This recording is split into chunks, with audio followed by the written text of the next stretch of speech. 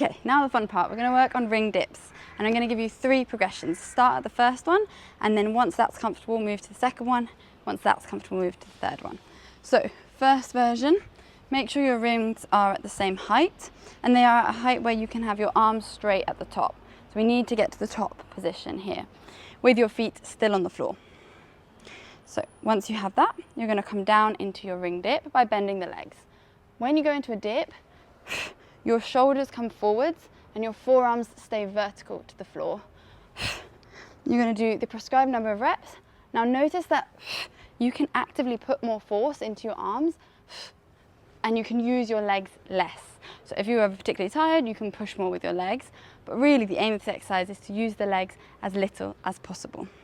So if you could just film from the side, you will see my shoulders go forwards and my forearms should stay relatively vertical on top of the rings. So again,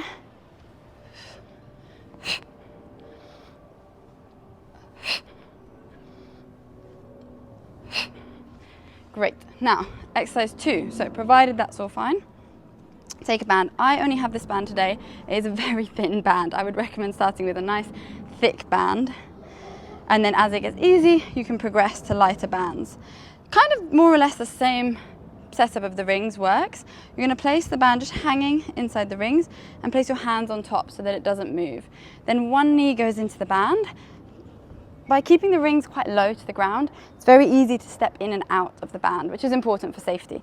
So then from here, I'm going to float my legs off the ground. I'm going to come down into the dip and push back up. If I start to really fatigue, which can happen quite quickly on an advanced exercise like this, then it's very easy for me to step down onto the floor. So that's your version 2. Version 3, I would really recommend doing this off a box or a step, so having a box or a step behind you, lifting the rings up a bit relative to the box, and then stepping off the box onto the rings like this. But failing that, I'm going to use the floor and I'm going to have to do a little jump, which is less than ideal because we don't want you to, when you're quite tired, be having to jump up into the exercise as well. But for today, I'm going to do this. So I'm going to jump up into my top support, slowly lower down. This is a ring dip eccentric, and it's going to build up the strength you need to be able to push yourself back up. The rings stay brushing the body, very close to the body.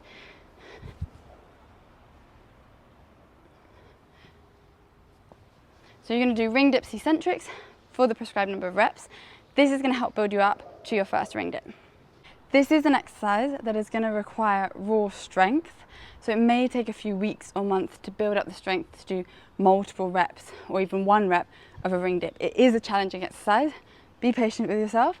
Celebrate every win. That's why I'm giving you like step 1, step 2, step 3, step 4. Celebrate those wins. Celebrate that you feel even just more stable in that top support position. More stable in your eccentric dip. Maybe you can get lower than 90 degrees in the eccentric dip. Celebrate those wins. It is a tough exercise, but through these progressions, you can get to doing 1 ring dip.